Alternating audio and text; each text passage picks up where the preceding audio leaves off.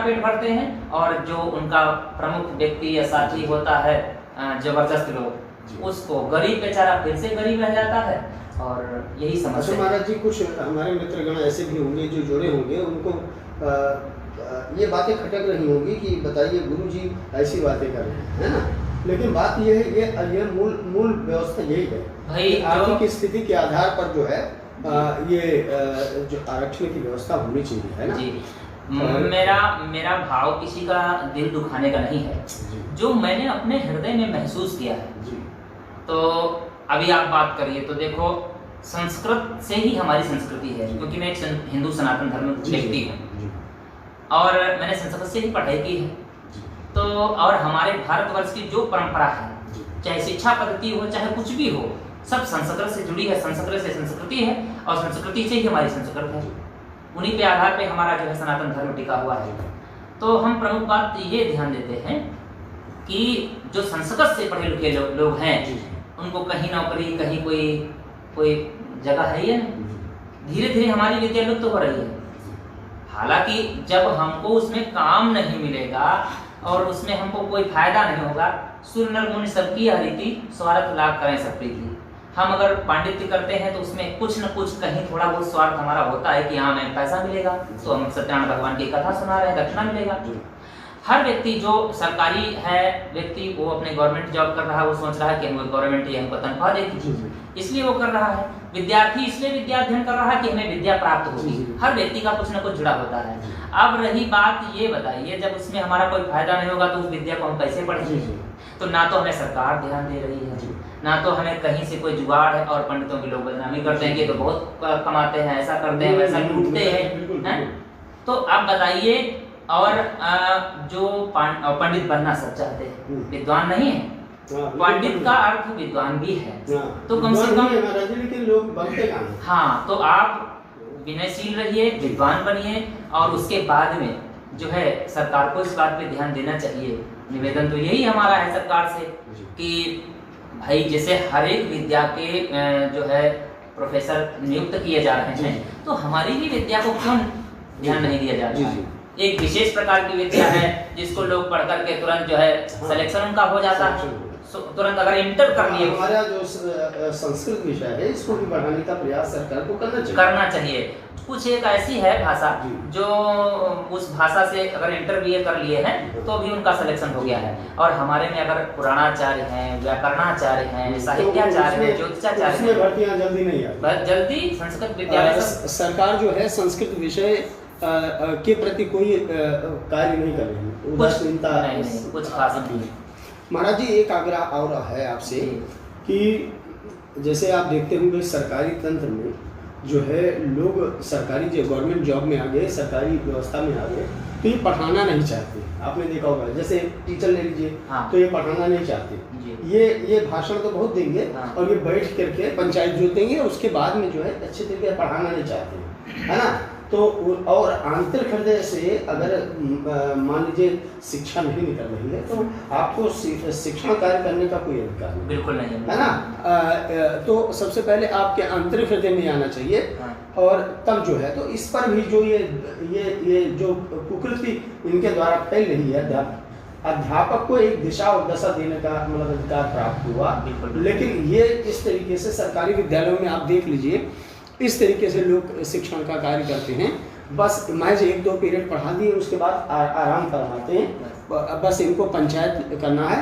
तो इस पर भी इनको इनके लिए भी एक मतलब आपसे विशेष आग्रह है कि इनके लिए भी एक गीत ऐसा तैयार कराइए, स्पेशली जो है मतलब जो है आप इसको थोड़ा सा एक व्यवस्था जरूर होनी चाहिए। और भी बहुत मुद्दे हैं, मैं आपको बताऊँ, अभी ब्लॉक प्रमुखी का चुनाव चल रहा है, ब्लॉक प्रमुखी का चुनाव चल रहा है महाराज जी, और हम लोग देख रहे हैं लोकतंत्र खतरे में, लोकतंत्र खत्म होता जा रहा है।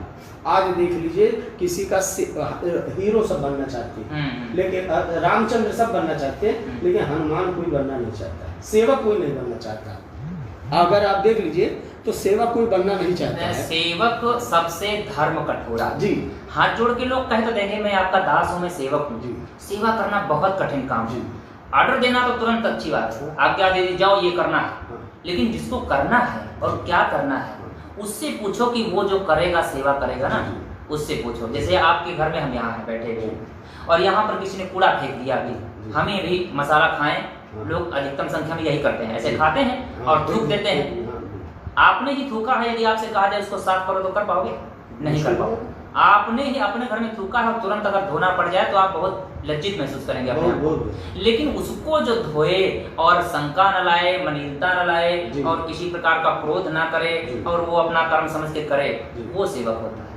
भाई आपने आज्ञा तो दे दी, जब ये करना है, कहना और करना अलग अलग बात है। सेवक सबसे धर्म कठोरा, संसार में सबसे बड़ा धर्म जो है सेवा करना सबसे कठिन काम है। अब महाराज जी वही मैं कह रहा था कि इसी क्रम में कि लोग रामचंद्र बनना चाहते हैं लेकिन सेवक कोई नहीं बनना चाहता। नहीं। सरकारी तंत्र में आप देख रहे हैं कि हमारे यहाँ ब्लॉक प्रमुखी का चुनाव चल रहा है, हर जगह ब्लॉक प्रमुखी का चुनाव महाराज जी चल रहा है। बीडीसी लड़ते हैं और ग्रामीण अंचल के क्षेत्र के लोग अपने जिताते भी हैं उनको, और वो 2.5 लाख रुपए, 2 लाख रुपए पे, 1.5 लाख रुपए पे और शहीद हो जाते हैं। बताओ, शर्म नहीं आती इन लोगों को, है? और उसके बाद में क्या करते हैं ब्लॉक प्रमुख वाले, क्या करते हैं, पद के जो दावेदार हैं, ब्लॉक प्रमुखी जो लड़ रहे हैं, वो उनको 2 लाख रुपए देके होटल में बंद कर लेंगे, घर में कैद कर लेंगे। आप ये बताइए कि मतलब ये हमारी जनता जनार्दन को भी सोचना चाहिए ना, या लोगों को सोचना चाहिए कि इस तरीके से 2 लाख रुपए जो आपको देगा वो कौन सा विकास करेगा। तो ये इस तरीके से जो व्यवस्था देखी जा रही है, इस पर भी कहीं ना कहीं जन जागृति के लिए जो ये राजनीति का ये परिवेश है, आजकल देख रहे होंगे कि बड़ी बड़ी गाड़ियों में, लग्जरी गाड़ियों में घूमने वालों को लोग क्या कर रहे हैं कि मतलब वोट करते हैं, लेकिन अभी सामान्य व्यक्ति आ जाए, एक मैं अध्यापक हूँ लेकिन मैं अभी कोई काम ऐसा कर डालूँ तो कहेंगे ये साइकिल से चलने वाले आदमी, इनको बाद में इनका खुद ही नहीं हटता, ये बड़े धर्मात्मा भी, ये बहुत बड़ा कार्य करेंगे। तो कहीं ना कहीं जो है पहले जो परिवेश था राजनीति का कि बिल्कुल सामान्य वर्ग का जो व्यक्ति होता था, बिल्कुल जो है ईमानदारी, सादगी, सर्वनिष्ठा वाला, उसको राजनीतिक क्षेत्र में बढ़ाते थे। लेकिन आजकल क्या है, आज उनका सम्मान कहीं ना कहीं मिलता जा रहा है। लेकिन कलयुग के जो बहुत बड़े देवता माने जाते हैं, धनाढ्य आदमी, उनका बड़ा बोलबाला है ना। तो वास्तव में हम लोगों को भी एक जो है आंतरिक हृदय में ये भावना रखनी चाहिए कि हमें ऐसे लोगों को वोट करना चाहिए जो ईमानदारी, सादगी, सर्वनिष्ठा की भावना जिनके अंदर हो, और ऐसे लोगों का चुनाव नहीं करना चाहिए। और सरकार ये जो देख रहे हैं, जितने भी ये राजनेता हैं, इनके कृत्य कुकृत्य या पार्टियों का ले लीजिए, कोई भी हो, हम किसी पार्टी से नहीं हैं, इन लोगों के लिए भी एक गीत ऐसा तैयार कराइए जो समाज में ये पैसा वाला बट करके और ये जो मामला चल रहा है, इस पर भी एक गीत होना चाहिए। मैं कविताएं कभी थोड़ा सा लिखता था गीतों से जी, कहीं ऐसा न हो नहीं महाराज, जिसको कुछ बुरा लगेगा महाराज जी, कोई नहीं, तो वो हमको टॉर्चर करने का प्रयास करेगा। महाराज जी टॉर्चर क्या, टॉर्चर मैं दिन भर यही करता हूँ। और रहेगा, अभी बताइए, आप देखते हैं कि मैं दिन भर यही काम करता हूँ जी, दिन भर यही काम करता हूँ। आए टॉर्चर कर लें, कोई औकात है तुम्हारी? नहीं, ऐसा नहीं है ना। खैर, मैं तो महाराज जी धार्मिक व्यक्ति हूँ, इसलिए मैं राजनीति का बचना बहुत ही गंदा है। आपका देखिए, आपका जो पांडित्य कर्म करने वाले हैं, हम पंडित हैं, वास्तव में उनको समाज को दिशा और दशा देने का अधिकार है ना। तो उसके लिए तो आप लोगों को जागृत करने के लिए आप एक रचना कर ही सकते हैं, है ना। जो दूषित वातावरण फैला है उसके संदर्भ में हम लोगों को कोई काम करना चाहिए, है ना। तो महाराज जी ये है कि समसामयिक जो मुद्दे हैं, है ना, इस पर हमको विशेष काम करना चाहिए। अभी देखा होगा आपने कि मैं गया था तुलसीदास जी की जन्मस्थली पर, और 1998 में बना हुआ जो वो था, जो साधु संतों के लिए रहने का जो आश्रम बना था, रैनबसेरा बना था, वो हमने नहीं कहा, गांव के लोगों ने ही बताया कि गुरुदेव कि 1 साल बाद ये टपकने लगा था उसकी छत।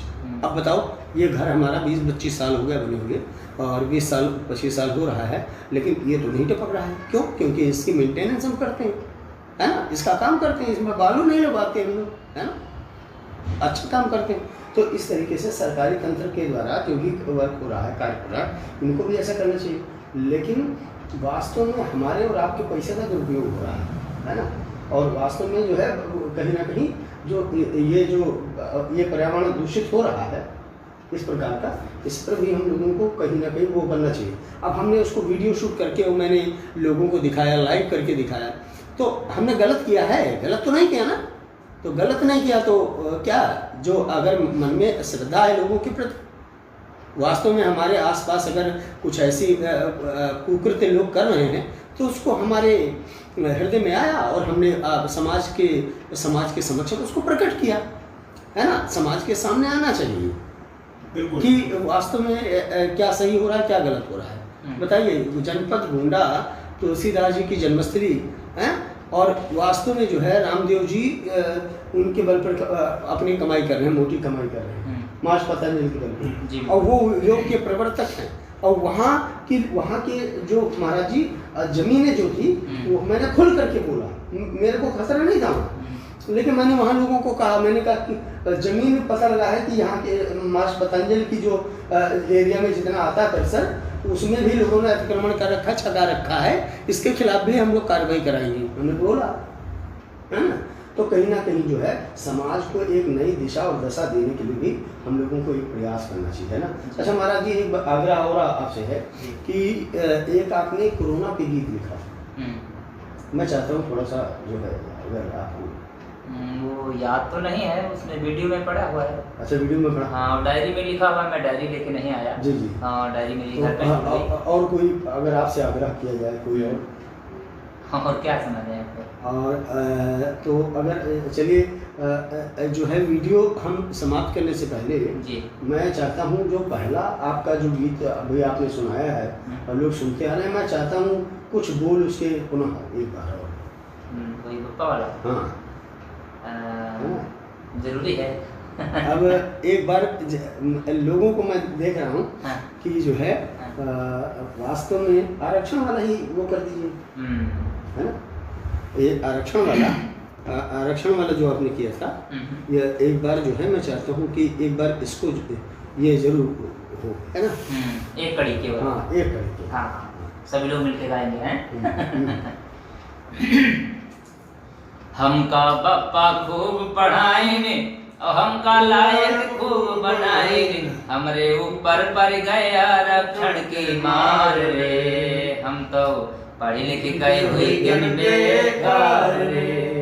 हमका बप्पा खूब पढ़ाएंगे, हमका लायक खूब बनाएंगे, हमरे ऊपर पड़ गया आरक्षण की मार रे, हम तो पढ़े लिखे गए हुए ज्ञान बेकार रे। जय जय श्री राधे, जय जय श्री श्याम। आप सभी मित्रगणों को हम लोग सादर प्रणाम करते हैं, और ये आग्रह है कि जो है ये वीडियो थोड़ा सा आगे बढ़ाने का प्रयास करेंगे, है ना। और हम लोगों ने कुछ ऐसी वाणी भी मैंने बोली है, उसको भी जो है राजनेताओं तक पहुंचाने का थोड़ा सा काम करेंगे, है ना। और हमारे द्वारा जो कोई त्रुटि हुई हो उसे हम क्षमा चाहेंगे, और जिससे कि इनको लगे कि मतलब आने वाला जो समय है इनका थोड़ा सा गलत होने वाला है ना, क्योंकि हम लोग उसी दिशा में कार्य कर रहे हैं कि जितने भी राजनेता ये भ्रष्टाचार कर रहे हैं, कहीं ना कहीं उसी दिशा में काम कर रहे हैं, और कि जो है आने वाले समय में जो है ये राजनीति क्षेत्र का जो परिदृश्य हो ये अलग सा है। आप सभी को सादर प्रणाम, नमस्कार, सत श्री अकाल, जय हिंद।